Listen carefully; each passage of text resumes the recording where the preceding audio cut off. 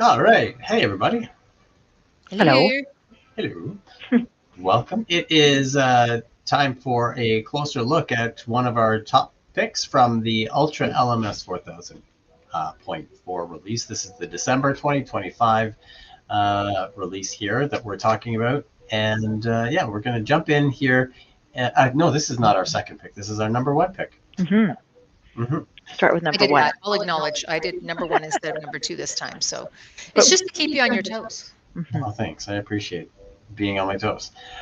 This release had a whole bunch of good stuff, but our number one pick was this guy, right? Oh, there we are. My slide was not responding. It's the AVA AVA or Artificial Intelligence Virtual Assistant responses to student messages. So we're going to dive in and tell you a little bit about this, but maybe we start with the not so good news, and that is that we have to wait a little bit longer before this one is going to hit production. So, Colleen, you were mentioning that an update came out. Do you want to repeat that because I can't remember? Yes, they had just pulled it from the release last week because they need to do a little further testing. I think that it's such a great addition to our stable of updates that I think that it's being as um, oh, I can't talk. well, it's going to be a big change. They want Yeah, to make I'm sure trying it's to say it's AVA and everybody's waiting for this. Everybody loves it, but again, there's little things that get overlooked, and there was something unexpected that they had acknowledged. So that being said, they do put releases out once a week before our large monthly releases. So we're really hoping with the holidays coming that it gets released out before we leave on break. hmm that would be great. So, do you want to? Should we just cover a bit about the slide and then chat a bit more about it? Sure. Yeah. So we kind of flow through this in the Fave 5 and 5, but we talk quite fast because we try and get through a whole bunch of content in a whole little bit of time.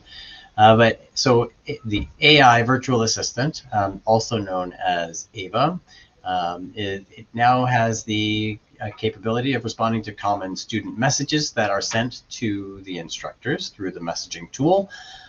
It responds only when the message is sent to the instructor role, and it does not respond if messages include more than one student, more than one including the sender. Um, Ava also only responds based on course content. It scans the course from the student perspective, and I think we can unpack this in a minute for relevant answers to messages sent to the instructors. It will also look at gradebook items and try to provide details. And if Ava can't find an answer, it will let the student know and suggest waiting for the instructor's reply. Just for peace of mind for instructors, also the instructors can review and clarify Ava's responses because it is like a message chat. And then finally, the default setting is off, but if you would like to enable it or disable it, you can do so in the course settings at any time. So that's the information that we've distilled from the update, but from our what we expect and we'll see in action. I think we've got a little bit that we can share. hmm So, Faith, you were mentioning before we jumped on this recording that there's a good connection between existing tools. Right, because I think some folks may not know yet that this AVA or AVA is intended to be. It was launched already. You might see it in your courses already on the right hand menu on the side as an assistant that is working on what do we call those? They're the automations, right? That was a release that was prior to this one, where depending on individual student grades on an assessment, it can send automatically to each student words of encouragement because they did great on an assessment. It's just like automatic feedback, right? Or automations that let the student know where to get and seek out extra support if needed, if an assessment didn't go so hot. So that's just like the first, I think, sort of tool that the AVA is providing, instructors as support for students. And then now we see this as the next step, maybe as being, in support with communication. So they're going to get quick, speedy responses, and it's not generated outside of, like Liam was saying, outside of the course. It's scanning your course for existing student-facing items to find that answer. And it actually made me laugh and think about that. Remember the most interesting man in the world? Those gifs that were going around for a while. It's like, and he was like the Dos Equis guy. But there was one that went around post-secondary for a long time that was like, I don't always ignore your emails, but if I do, it's because the answer's in the syllabus. And I saw that. And I mean, we don't obviously want to be ignoring our students, right? But I also feel like we have to be compassionate. New students, first semester, they may not know where to look and find the answers to certain things quite yet. It's quite overwhelming.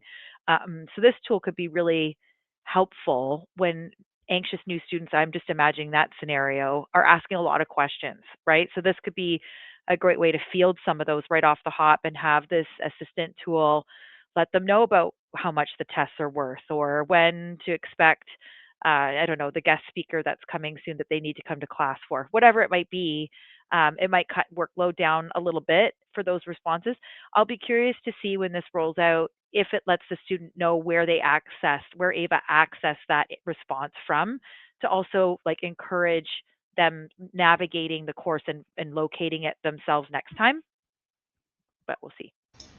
Yeah, and I think you just have me thinking too, from a student perspective, how reassuring it can be. Like if you often will feel apprehensive about asking a question. Like, I know this is a dumb question, so I just don't really want to ask it. But if it is a question and it is innately obvious, but the content is available in the course, then the student should feel empowered to like, okay, this is gonna, like, if it is a question that's not gonna bother the instructor with it, right? Does that make sense? Yeah, I mean, especially if the instructor lets the students know that we're going to be trying this Ava thing out and I want your feedback, let me know. But feel free to ask me any question at all and see if how it feels them for us. And maybe that can kind of lower some anxiety and be like, yeah, they're really encouraging me to ask a lot of questions. So let's go for it instead of having that power dynamic. You don't want students not taking a look at the course themselves, but at the same time, you don't want them to be afraid to reach out for help either. So it's that balance, and this might help a bit. Yeah, and that makes me think too, I wonder, oh, no, I've lost my thought. No, it's poof, it's gone. I wonder too, if you made the point about if it will tell students where to find the information. And so it would be, it'd be a cool little experiment. So once that's stay tuned for that. Yeah, once that's available, we'd love to hear folks' feedback on it. It often comes back as a concern every time we use AI, like the resources that are being used. But it is important to highlight, as that third point mentions, the Ava is only reviewing your course content. So it's a very, very, very, very, very small set of data. I don't think it's going to answer questions about what's happening outside your course at all. It's just answering what's inside there as far as content goes. So it's a small data set, which also means it's not going to be a magic wand that's just going to answer all the questions for you as instructors. You do need to give it the information. I think I've got two, maybe we should do a circle back once it's released, because now I've got two other things too I wonder about. One is it says that instructors can review and clarify the responses. So does that mean that basically it's pending your approval the instructor's approval before it's sent to the students? Or does it automatically send and then you have an opportunity sort of to edit after the fact? So that would be interesting to see how much control we have before it's sent. And then another thing is, once there's a discrepancy in our course, sometimes we'll, teaching many semesters, the same course, this could be the third round. Oops, somewhere tucked in the course, the due date says December something, but really it's the next semester. It's May. If it's stated twice, say, for example, but different responses, what will Ava do in that circumstance? So I think it'll be cool. I think in my research, before we did these videos, I'm pretty sure it's going to respond in real time. So it's the students not waiting for the instructor to Yeah, because respond. immediate feedback's probably a big part of this. Yeah. So the clarifying part is really like, hey, I see Ava answer the question, and that's mostly right, but I want to just clarify this. Or, yeah, but your point about information not lining up and matching, then I think that that's quite, yeah, that would be interesting. Whether it's going to pull the information from two spots and say, I see it here and here, 2 different dates. Or yeah, or maybe we'll just break. I'm just kidding. It won't. Yeah. But yeah, be cool and like to be reassuring too to everyone. The default setting is off. So if you want to opt in to try this, that is an instructor's choice. So some of this stuff might be like whoa, some folks, and other people might be really keen to try. But there's flexibility with it. So okay, do you want to head to number 2? Sure. Shall we do it? I think we should do it. All right. So yeah, if this video has been helpful for folks, don't forget to like and comment and share and subscribe. That helps other folks find our videos.